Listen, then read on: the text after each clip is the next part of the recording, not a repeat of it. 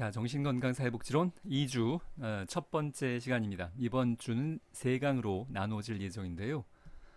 자, 먼저 계속해서 1장 정신건강사회복지의 개관에 대해서 다루고 있습니다. 자, 우리 교재의 2절의 정신건강사회복지의 이념에 대해서 다루어 볼 텐데, 지난 시간에 이미 탈시설과 정상화에 대해서는 길게 다루었습니다. 탈시설과 정상화가 정신장애, 정신건강 분야에서만 다루어지는 것이 아니라 원래 출발은 장애인복지 분야, 그 중에서도 지적장애 분야에서 시작을 했는데, 그것이 장애인 분야 전체로, 그리고 정신장애인을 포함한 장애 분야 전체로, 그리고 현재는 사회복지 전반에 있어서 모든 클라이언트에게 적용이 되는 그런 넓은 개념으로 확장됐다고 볼 수 있겠는데, 자, 이제 그게 좀 이따 나오고요. 다시 한번 복습을 잠깐 하겠고, 우리 교재에 보면 26페이지에 반괄호 1번에 최소한의 규제라는 개념부터 나오게 되는데, 그 내용을 보면 최소한의 규제, 자, 펜을 좀 열고요. 최소한의 규제라는 개념은 정신장애인의 치료와 서비스를 받는 데 있어서 자유권을 보장하고 사회통합을 지향하는 다양한 서비스를 제공받는 것을 뜻하는데, 뭐 개념들이 사실 이렇게 좀 지루하죠, 표현들이. 자, 규제입니다. 규제를 제일 적게 한다는 겁니다. 우리가 정신병원, 아마도 여러분들이 정신병동, 폐쇄병동에 가본 적이 아마도 웬만하면 없을 것 같은데요. 뭔가 철문들이 있고, 영화에 보면 쇠창살로 된 철문들이 막 열리고, 그걸 뭐 2번, 3번, 그래서 직원들이 자물쇠를 막 잠그고 이런 장면들이 나오죠. 사실 규제를 아주 안 할 수는 없습니다. 그런데 그러한 규제를 안 한다는 것이 아니고 최소화한다는 겁니다. 여러분들이 이걸 잘 구분해야 됩니다. 자, 내가 쓰려고 하는 것은 탈자인데요. 됐네요. 예, 탈규제가 아니고, 자, 탈규제가 아니고 최소한의 규제예요. 여러분들 이걸 너무 과도하게 확대 해석해서, 자, 사회복지가 인간적인 가치를 추구하는 학문이니까 정신장애인도 규제 하나도 없애자, 탈규제는 아니에요. 규제가 필요할 때가 분명히 있습니다.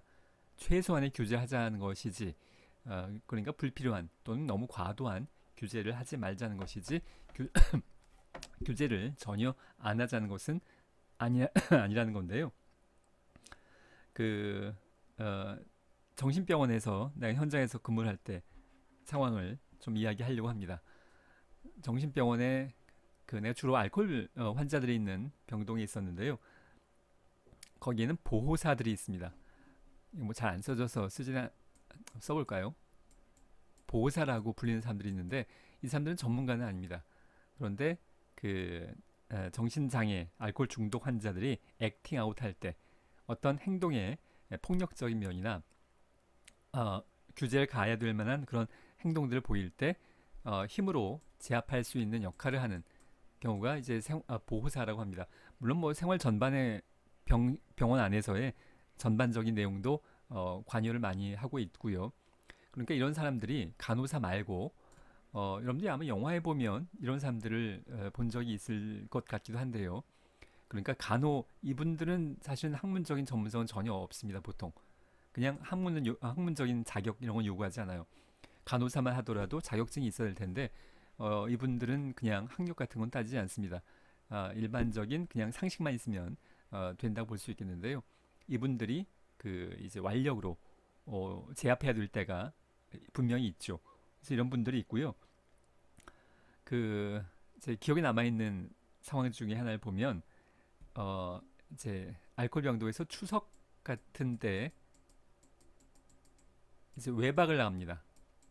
뭐 가족들도 만나는 것이 필요하고 하니까 병원에 있다가 추석 때 외박을 나갔다가, 외박이라는 건 이제 완전 퇴원이 아니고 다시 돌아온 것을 의미하죠.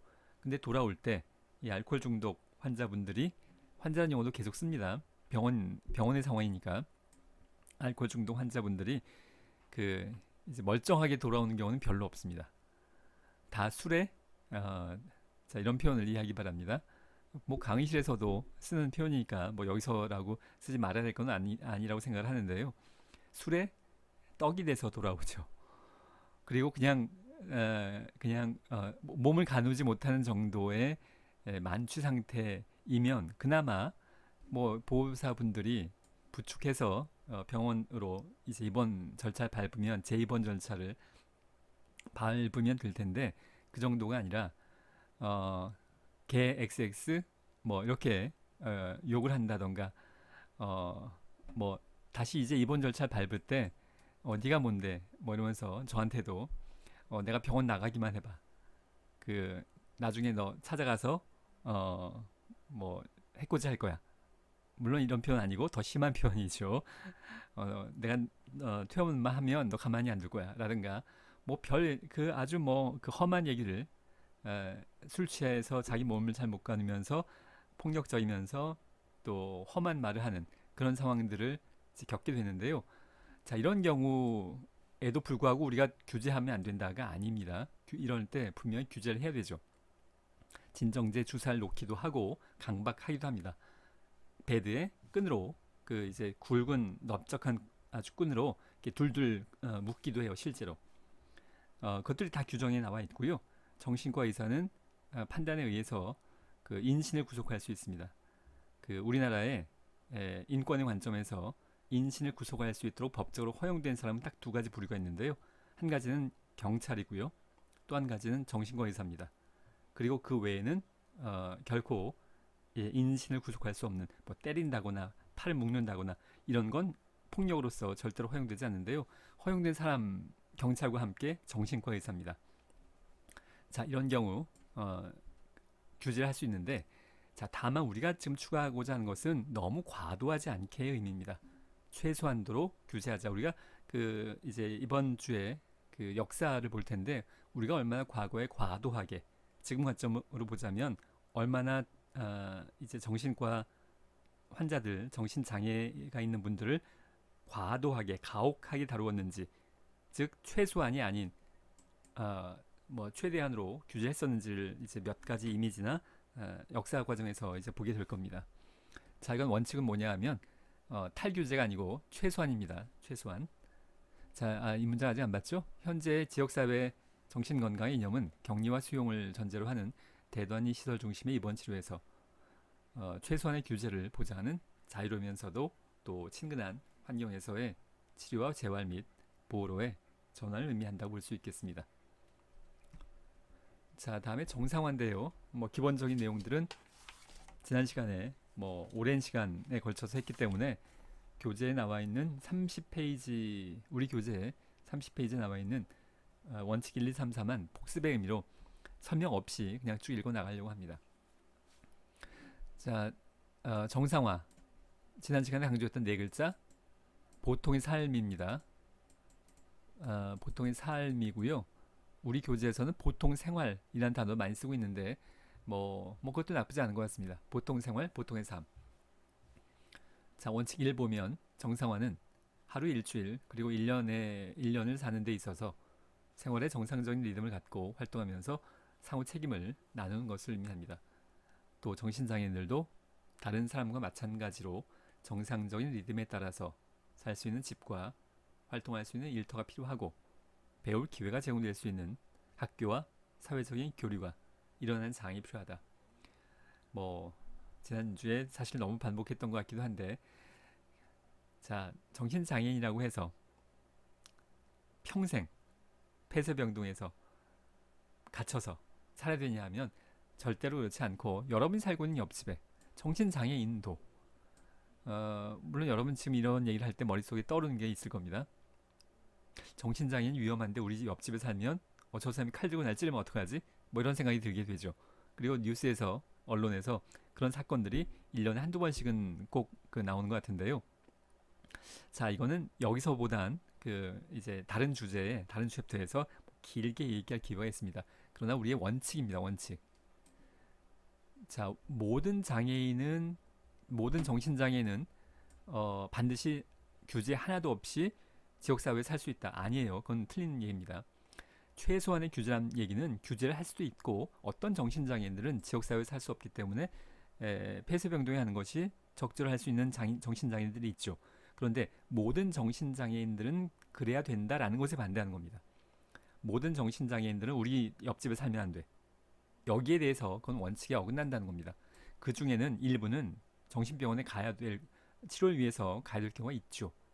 자, 원칙은 그럼에도 불구하고 여러분 옆집에, 여러분 일터에,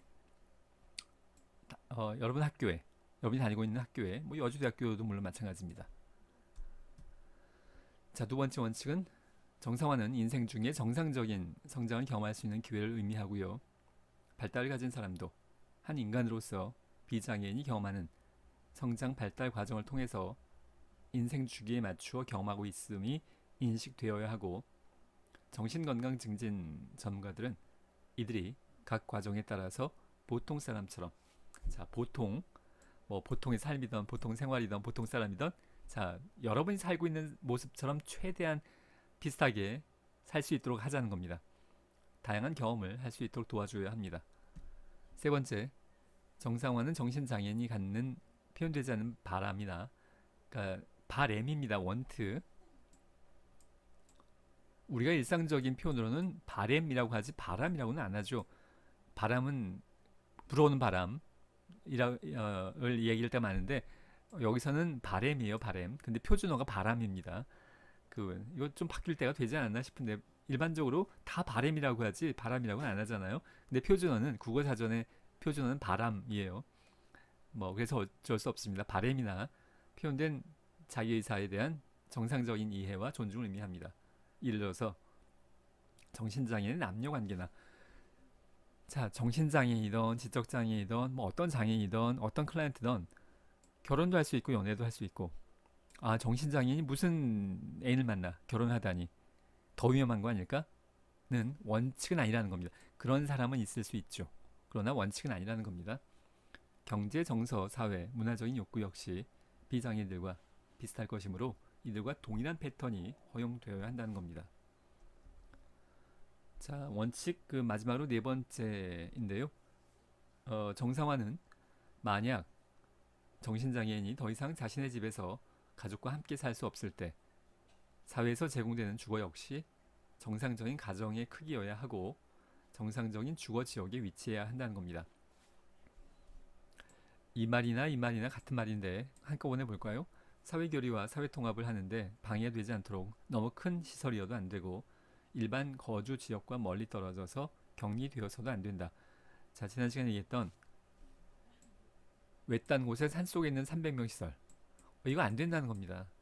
아, 물론 이것도 하나의 선택의 대안으로서, 하나의 선택으로서 필요할 수는 있죠. 그런데 이것은 우리의 원칙은 아니어서, 정신장애니까 아예 우리 눈앞에 안 보이는 게 편하다고 생각하는 사람들도 많이 있죠. 일반 시민들이. 그러니까 산속으로, 아주 외진 산속에 수백 명이 한꺼번에 살고 있는 거 정상적이지 않다는 얘기입니다. 비정상이라는 것이고요. 우리의 원칙은 여러분 옆집에서 사는 겁니다. 일반 거주 지역에 멀리 떨어져서 격리되어서는 안 된다는 것. 뭐 앞에서 왜 이렇게 대규모 시설이 갖고 있는 단점이 무엇인지에 대해서는 지난 시간에 뭐 굉장히 길게 말씀을 드렸습니다. 결국 정상화의 원칙은 가능한 많은 정신장애인이 지역사회 생활의 주류에 여러분이 살고 있는 것처럼 동참할 수 있도록 하는 것을 의미하고, 최대한 긍정적인 방향으로 지역사회에서 법적 그리고 제도적 보장을 받으면서 더불어 사는 것. 이 표현은 사실 저는 별로 좋아하진 않습니다. 너무 추상적인 표현이어서, 그리고 너무 이제 착하게 살자라는 도덕적 의미가, 그런 뉘앙스가 떠올라서 별로 좋아하는 표현은 아닙니다만, 그냥 신경 쓸 것도 없이 그냥 함께 사는 겁니다. 여러분 옆집에 누가 사는지, 지역사회에 누가 사는지 사실 다 신경 쓰고 살지 않죠. 똑같은 겁니다. 정신장애인도 그냥 함께 사는 거예요. 보통 사람들처럼 동네에서. 굳이 더불어 사는 것, 물론 우리는 사회복지사라면 지원을 해줄 것들이 있죠. 근데 일반적인 정상화의 관점으로는 그냥 보통 사람들처럼 사는 겁니다. 신경 쓸 필요도 없는 거죠. 그게 가장 바람직하다고 볼 수 있겠습니다. 자, 이번 시간은 복습의 시간이었다고 볼 수 있겠고요. 다음 시간에 할 내용이 분량이 좀 많아서 이번 시간은 여기서 짧게 끝내려고 합니다. 수고하셨습니다.